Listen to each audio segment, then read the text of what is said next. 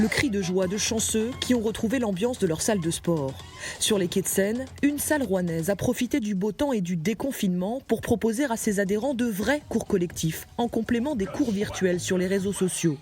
Réservation obligatoire, les groupes ne doivent pas dépasser 10 personnes, profs compris, et chacun doit avoir ses 4 mètres carrés. On a lancé un jump, un trampoline, j'ai lancé un cardio, un renfort et un running parce qu'on s'aperçoit qu'effectivement il y a beaucoup de personnes qui se sont mis au running, qui courent et qui couraient pas avant. Entre faire en live où on a l'émulation quand même d'avoir le coach et regarder une vidéo après son travail, déjà on a fait sa journée de travail, rentrer le soir et puis dire bon bah tiens je vais regarder la vidéo de mon coach, il y a très peu de gens qui le font.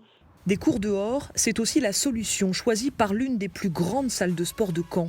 Il y en aura 14 cette semaine, c'est 5 fois moins qu'en temps normal. Si le gouvernement autorisait demain la réouverture des salles de sport, celles-ci seraient prêtes. D'autres ne le seraient peut-être pas.